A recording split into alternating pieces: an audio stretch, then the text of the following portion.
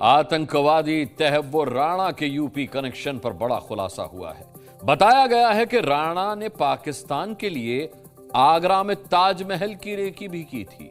26/11 हमले से ठीक पहले राणा आगरा सहित यूपी के और भी कई शहरों में आया था। क्या राणा के टारगेट पर ताजमहल था या फिर यूपी में पाकिस्तान का कोई स्लीपर सेल काम कर रहा था? अब राणा से यह पूरी खबर योगी फोर्स निकलवाएगी और यह खबर अब भी कितनी खतरनाक है, यूपी से आए इस एक्सक्लूसिव खुलासे से समझिए।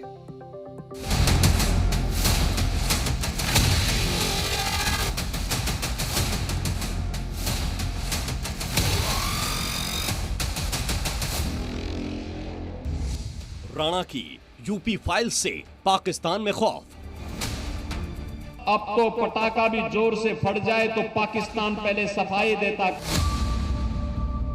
तहव्वुर राणा अब एनआईए की गिरफ्त में है और उससे पूछताछ का लंबा सिलसिला चलने वाला है।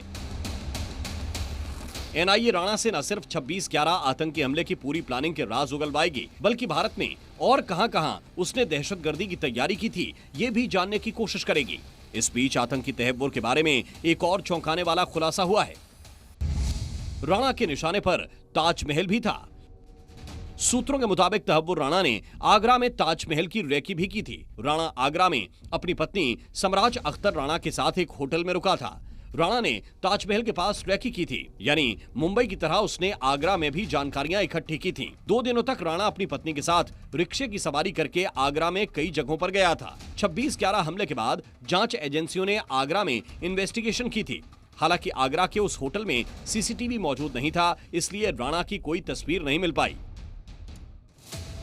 बाद में जांच एजेंसियों को पता चला कि राणा गैर कानूनी तरीके से आगरा आया था। हालांकि तब होटल के कर्मचारियों से बातचीत करने पर राणा के बारे में कुछ जानकारी हासिल हुई थी। पाकिस्तान में बनी तहव्वुर हुसैन राणा की रेकी को समझिए। 26/11 आतंकी हमले में उन जगहों को निशाना बनाया गया जहां पर विदेशी टूरिस्ट और यहूदी आते हों। ताजमहल में भी विदेशी टूरिस्ट और यहूदी आते रहे हैं, इसलिए संभावना है कि पाकिस्तान में बनी टारगेट लिस्ट में ताजमहल का भी नाम मौजूद रहा हो। यह भी संभव है कि तहव्वुर राणा ने ताजमहल और आगरा की कोई फाइल बनाकर पाकिस्तान भेज दी हो। इस्लामाबाद के लिए बुरी खबर यह है कि राणा से इंफॉर्मेशन मिलने के बाद योगी फोर्स का ऑपरेशन पाकिस्तान लॉन्च हो सकता है। अब तो पटाखा भी जोर से फट जाए तो पाकिस्तान पहले सफाई देता, कहता साहब मेरा हाथ नहीं है। उसे मालूम है नया भारत है, नया भारत छेड़ता नहीं है, लेकिन कोई छेड़ता है तो उसको छोड़ता भी। मामला सिर्फ इतना ही नहीं, तहव्वुर राणा की यूपी फाइल्स में कई और खुलासे मौजूद हैं। दूसरी बड़ी खबर यह है कि आगरा ही नहीं, मेरठ और हापुड़ में भी राणा आया था। सूत्रों के मुताबिक 26/11 हमले के ठीक पहले 13 नवंबर से 21 नवंबर 2008 के बीच आगरा के अलावा मेरठ और हापुड़ में भी राणा पहुंचा था। आशंका है कि शायद राणा ने मेरठ और हापुड़ में रेकी भी की थी। दावा यह भी किया गया कि हापुड़ में राणा किसी जान पहचान वाले की यहां रुका था। 17 साल पहले राणा यूपी आया था और अब राणा से पूछताछ करते वक्त एनआईए उसके यूपी कनेक्शन की जानकारी भी जुटा सकती है और जानकारी मिलते ही योगी फोर्स यूपी में मौजूद पाकिस्तानी स्लीपर सेल और आतंकियों के ठिकानों को खत्म करने की कोशिश करेगी।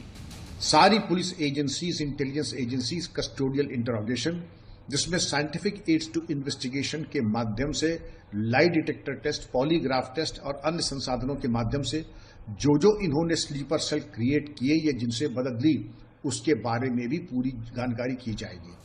राणा के वेस्ट यूपी पहुंचने की एक और वजह हो सकती है। मेरठ और आगरा में आर्मी की छावनियां हैं, डिफेंस का काम करने वाली कंपनियां हैं, जबकि हापुड़ में मिलिट्री के कई ट्रेनिंग सेंटर मौजूद हैं। यानी शायद 26/11 आतंकी हमले के प्लान में मुंबई के अलावा देश के दूसरे शहरों के मिलिट्री सेंटर भी निशाने पर थे। इस समय नेशनल इन्वेस्टिगेशन एजेंसी और सुरक्षा एजेंसियां इसी हेडक्वार्टर में तहव्वुर हुसैन राणा से लगातार पूछताछ कर रही है। माना जा रहा है कि मुंबई आतंकी हमले के अलावा यूपी में राणा की यात्रा के बारे में कई राज सामने आ सकते हैं और इसी के साथ यूपी में राणा ने किन जगहों पर पाकिस्तान के लिए जासूसी की है, ये भी सच सामने आ जाएगा। यूपी में राणा के मददगारों पर योगी फोर्स के एक्शन का रास्ता तैयार हो रहा है। एनआईए की रिमांड के दौरान राणा को देश के कई शहरों में भी ले जाया जा सकता है।